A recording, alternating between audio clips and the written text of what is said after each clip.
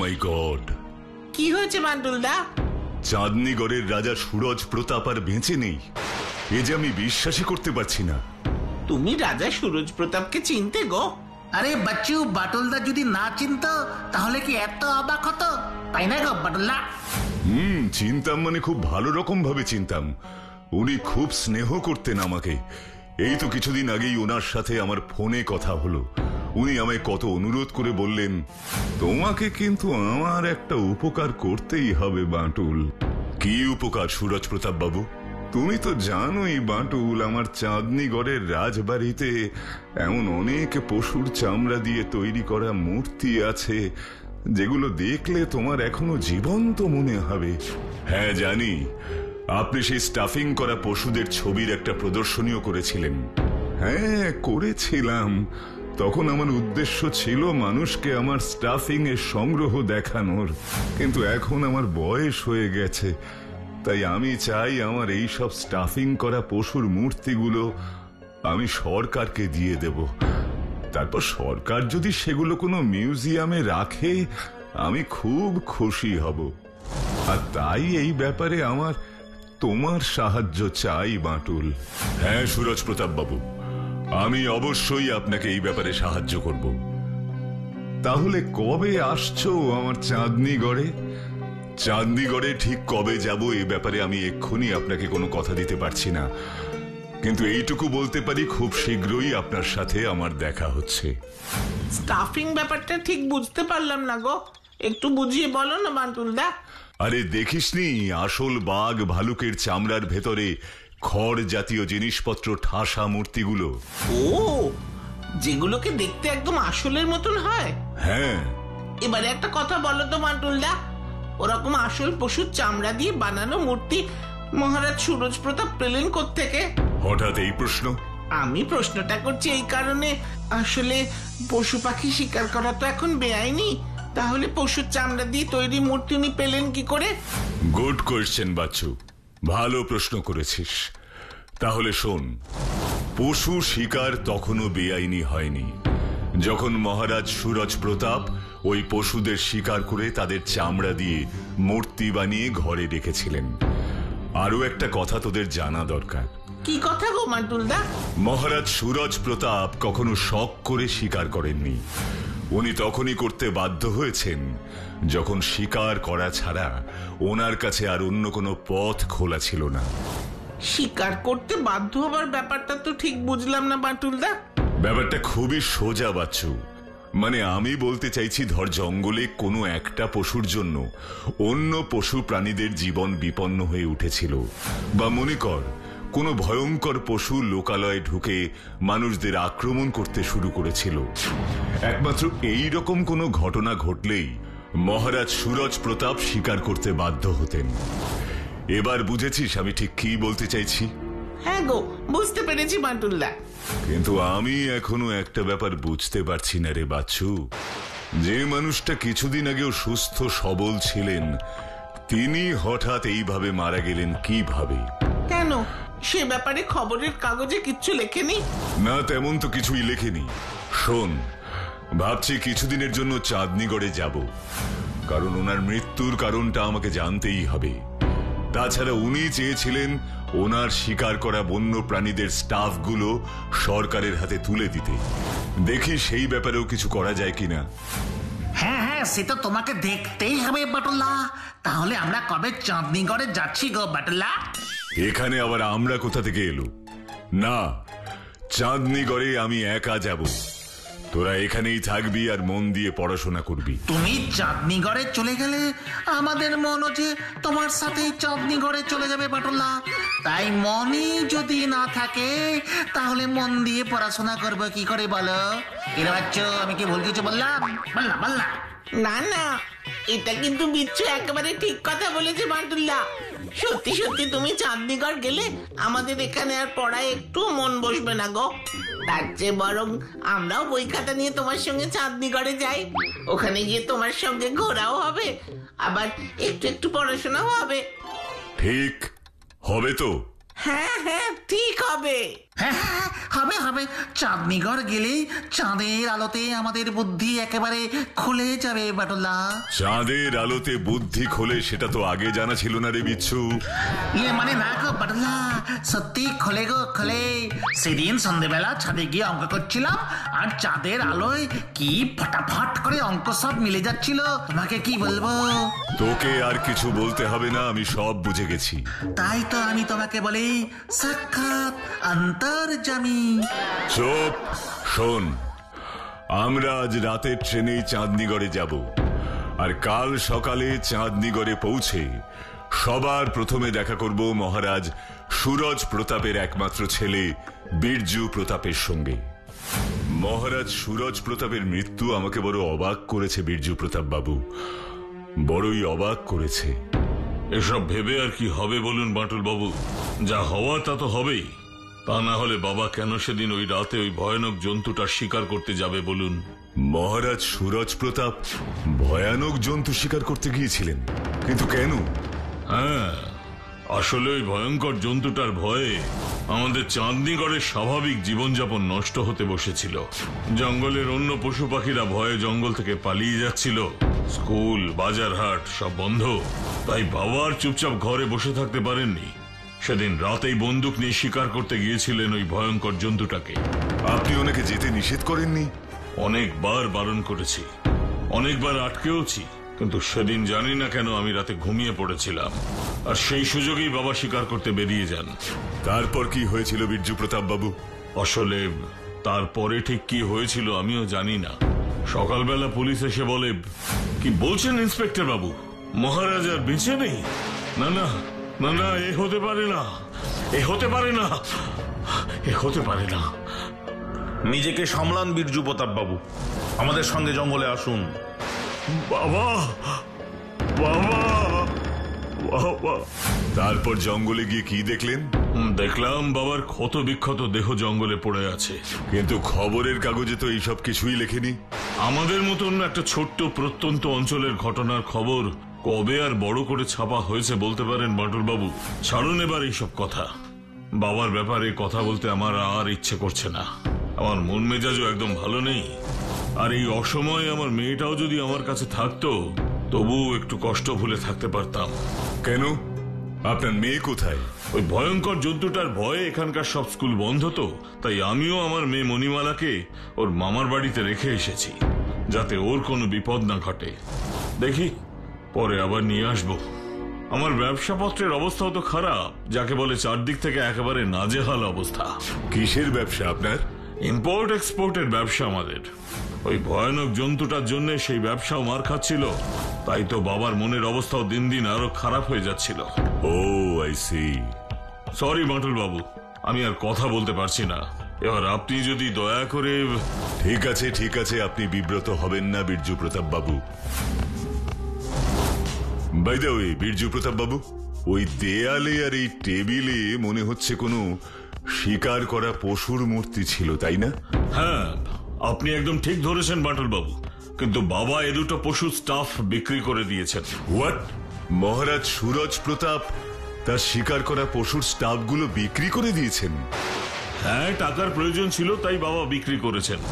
বাবা তো ঠিক করেছিলেন ওনার যত শিকার করা পশুর মূর্তি আছে সবই বিক্রি করে দেবেন। বাবা বলতেন এই সব ভয়ঙ্কর ভয়ঙ্কর পশু স্টাফ করা মূর্তিগুলো দেখে ওনার নাকি ভয় করে। কিন্তু তেমন তো হবার কথা নয় বীরজু প্রতাপ বাবু। আমি তো জানি উনি একসময় প্রচন্ড সাহসী শিকারী ছিলেন। সে থাকতে পারেন, কিন্তু পরের দিকে আর ছিলেন না। থাকলে শিকার করতে গিয়ে ওনার এইরকম ভয়ঙ্কর পরিণতি হতো না বাটুল বাবু। এবার আপনি আসুন। একই গো, স্টেশনে তো কোনো লোকজনই নেই গো। তাহলে কি এখন এখান দিয়ে চাঁদনিগড় থেকে ফেরার কোনো ট্রেন নেই? এটা আমারও জানা নেই। চলো না বাটুলদা, একবার স্টেশন মাস্টারের কাছ থেকে ট্রেনের ব্যাপারটা জেনে আসি। এটা ভালো বলেছিস, চল। আরে, আপনাকে নিজের চোখে প্রত্যন্ত চাঁদনিগড়ে দেখতে পাবো আমি তো স্বপ্নেও কল্পনা করতে পারিনি বাটুল বাবু। উফ, আমার ছেলে পল্টু আপনাকে দেখতে পেলে যে কি খুশি হতো ভাবতে পারছেন না। পল্টু বুঝি বাটুলদার খুব বড় ফ্যান? ফ্যান বলে ফ্যান, ও তো বাটুলদা বলতে একেবারে অজ্ঞান। আপনি জানেন বাটুল বাবু, প্রতি রবিবার সকাল 10টায় জি বাংলায় আপনাকে নিয়ে যে অনুষ্ঠানটা হয় পল্টু তো ওটা দেখার জন্য একেবারে সকাল থেকে রেডি হয়ে থাকে।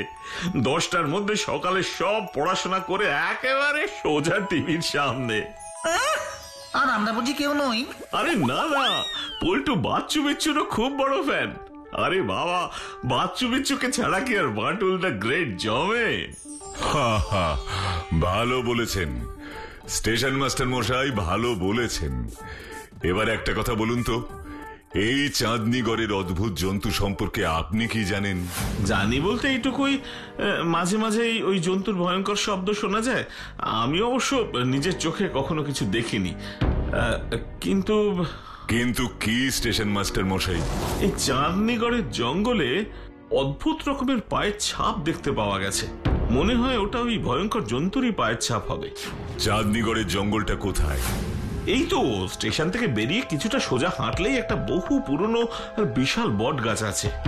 ওই বট গাছের পেছন থেকেই শুরু হয়েছে চাঁদনীগড়ের ঘন জঙ্গল। হ্যাঁ, আর একটা কথা বাটুল বাবু। কি কথা? ওই বট গাছ থেকে পড়েই কিন্তু মহারাজ সুরজ প্রতাপের মৃত্যু হয়েছে। হোয়াট? বট গাছ থেকে পড়ে মহারাজের মৃত্যু হয়েছে? হ্যাঁ বাটুল বাবু, আমি এখনই একবার ওখানে যাব। আমার মনে হচ্ছে মহারাজ সুরজ প্রতাপের মৃত্যুর পিছনে অন্য কোনো রহস্য লুকিয়ে আছে, আর সেই রহস্য ভেদ না করে আমি এখান থেকে যাব না। তোরা এখানেই থাক, আমি বটগাছ তলাটা দেখে আসছি। না, আমরাও তোমার সঙ্গে যাবো বাটুলদা। ঠিক আছে, চল। সাবধানে যাবেন বাটুল বাবু, জায়গাটা কিন্তু মোটেও সুবিধের নয়। আপনি চিন্তা করবেন না স্টেশন মাস্টার মশাই, মানুষের ভালোবাসা বিশ্বাস যতদিন আছে ততদিন কেউ আমার কোনো ক্ষতি করতে পারবে না। আরে বাস, কি বিশাল বট গাছ দেখেছো বাটুলদা? কিন্তু আমি এখানে শুধু বটগাছ দেখতে আসিনি বাচ্চু, আমি দেখতে এসেছি অন্য কিছু।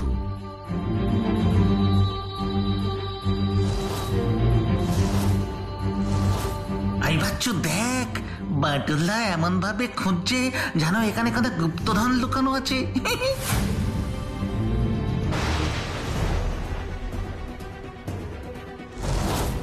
এরকম পায়ের ছাপ তো কোনো পশুর হতে পারে না। কিন্তু এত বড় পা তো কোনো মানুষেরও হতে পারে না বাটুলদা। তাহলে এটা নিশ্চয়ই কোনো ভূতের পা। চুপ কর, যে ভূতকে দেখা যায় না তার কখনো এত বড় পায়ের ছাপ হতে পারে? ও পারে না বুঝি? তাহলে এটা কিসের পায়ের ছাপ বাটুলা? জানি না, কিন্তু এই পায়ের ছাপের সাথে মহারাজ সুরজ প্রতাপের মৃত্যুর যে কোনো না কোনো সম্পর্ক আছে সেটা বলা যেতেই পারে।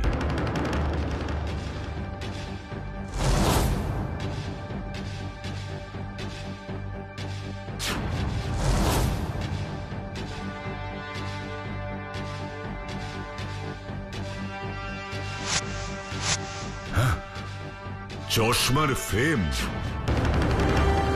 ও বাটুলদা, চশমাটায় এত মন দিয়ে কি দেখছো গো?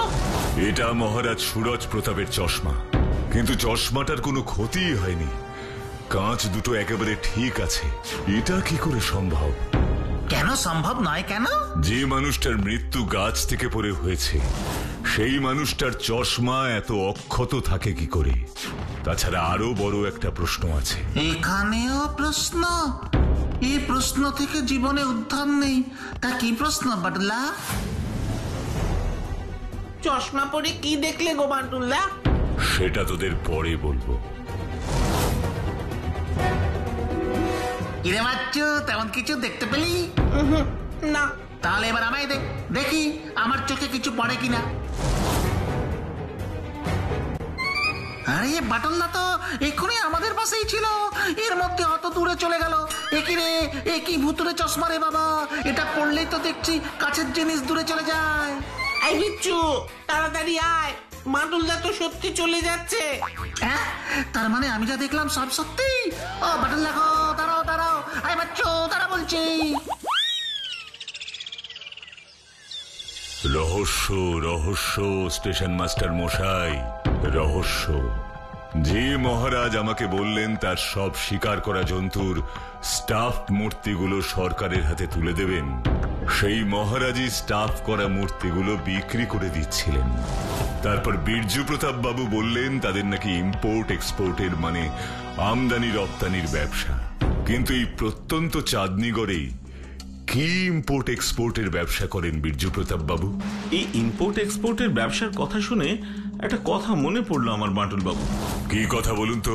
বেশ কয়েক মাস ধরেই আমি একটা লোককে এখানে আসতে দেখি। লোকটা বেশ সন্দেহজনক। মানে কি বলতে চাইছেন আপনি? লোকটার নাম হলো কি যেন, হ্যাঁ, কমল। মাঝে মধ্যেই ওকে দেখেছি দিনের বেলায় ট্রেনে করে চাঁদনীগড়ে আসতে, আবার রাতের ট্রেনেই ফিরে যেতে। ওরকম প্যাসেঞ্জার আমি আর কাউকে দেখিনি। আর সব থেকে অবাক করা ব্যাপার কি জানেন বাটুল বাবু? ওই কমল নামের লোকটা সারা দিন স্টেশনের ওয়েটিং রুমে থাকতো, বাইরে বেরোতো না। সারাদিন ওয়েটিং রুমে কাটিয়ে আবার রাতের ট্রেনে ফিরে যেত? হ্যাঁ, আবার রাতের ট্রেনেই ফিরে যেত।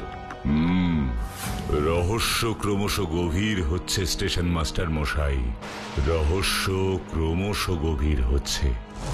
কিন্তু এই রহস্য যে আমাকে ভেদ করতেই হবে, আর তার জন্য আপনাকে আমায় একটা সাহায্য করতে হবে স্টেশন মাস্টার মশাই। কি সাহায্য বলুন বাটুল বাবু? তাহলে শুনুন। ও ঠিক আছে বাটুল বাবু, আপনি যেমন চাইছেন তেমনই হবে। হ্যালো, বীরজু প্রতাপ বলছি। আপনার বাবার শিকার করা পশুর মূর্তিগুলো আমি কিনতে চাই বীরজু প্রতাপ বাবু। বলেন বলেন কত টাকা লাগবে? আমি যে পশুদের স্টাফ করা মূর্তি বিক্রি করি আপনি জানলেন কি করে? আমি সব জানে, আপনার বাবা মারা গেছেন সেও জানে। তাই এখন আর স্টাফ করা মূর্তি বিক্রি করতে তো আপনার কোনো সমস্যা হবে না। এবার বলুন কবে আমার লোককে পাঠাবো আপনার কাছে? কে কে আপনার লোক? কেন, কমল? কমল, আপনি তো কমলকে ভালো করে চেনেন। ও, কমল আসবে? তাহলে ঠিক আছে, এই লেনদেনের কাজটাও ভালোই করে। ঠিক আছে, আপনি পাঠিয়ে দেবেন, কিন্তু এখন না। আগে আমি খবর নিয়ে দেখবো বাটুল চাঁদনীগড় ছেড়ে গেছে কিনা, তারপর। ঠিক আছে। You are under arrest Birju Pratap Babu. দেখি এসব কি হচ্ছে ইন্সপেক্টর? আর বাটুল বাবু, আপনি পুলিশের সঙ্গে এত সকালবেলা? আমি এখন আপনার অতিথি হিসেবে আসিনি। আমি আপনার বাবা মহারাজ সুরজ প্রতাপের মৃত্যুর তদন্ত করতে এসেছি বীরজু প্রতাপ বাবু। এসব কি বলছেন আপনি? বাবার মৃত্যু হয়েছে ওই অদ্ভুত জন্তুর আক্রমণে, তার সাথে আমাকে অ্যারেস্ট করবার কি সম্পর্ক? আছে আছে। এই চশমাটা চিনতে পারছেন বীরজু প্রতাপ বাবু? না, পারছি না। এটা আপনার বাবার চশমা নয়? না, আমার বাবার চশমা আমার কাছে আছে, এই দেখুন।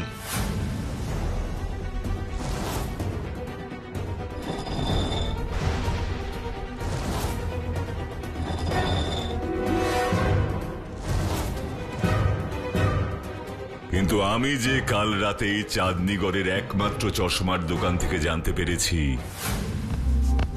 হ্যাঁ, এটা তো আমাদের দোকানের বানানো চশমা। এই চশমাটা আপনাকে কে বানাতে দিয়েছিল মনে আছে? মহারাজ সুরজ প্রতাপের ছেলে বীরজু প্রতাপ সুরজ প্রতাপের জন্য এই চশমাটা বানাতে দিয়েছিলেন। কিন্তু এই চশমায় তো কোনো পাওয়ার নেই। সেটাই তো সব থেকে অবাক করেছে আমাকে।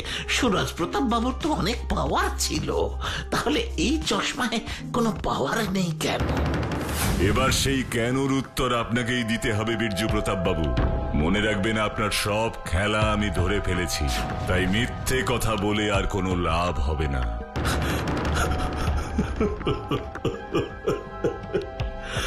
আমি আমার বাবাকে মারতে চাইনি বাটুল বাবু, মারতে চাইনি। আমি শুধু চেয়েছিলাম বাবাকে ওই ভয়ানক জন্তু সেজে ভয় দেখাতে, যাতে বাবা এখান থেকে সবকিছু বিক্রি করে চলে যান।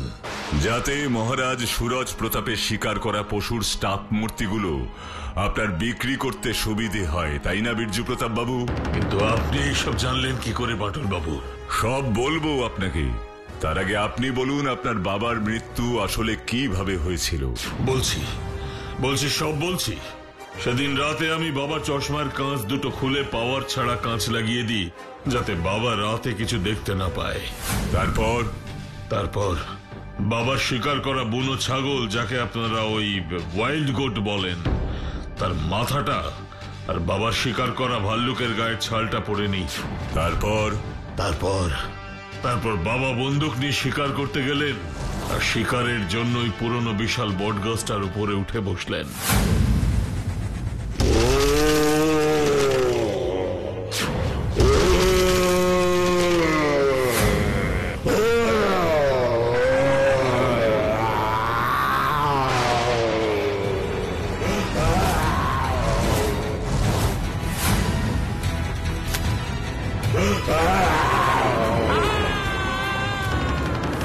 কিন্তু বিশ্বাস করুন, আমি আমার বাবাকে মারতে চাইনি। কিন্তু যে অন্যায় আপনি করেছেন তার শাস্তি তো আপনাকে পেতেই হবে বীরজু প্রতাপ বাবু, পেতেই হবে। বাটুল থাকতে অপরাধী শাস্তি পাবে না, তা কি হতে পারে? কি তাই না?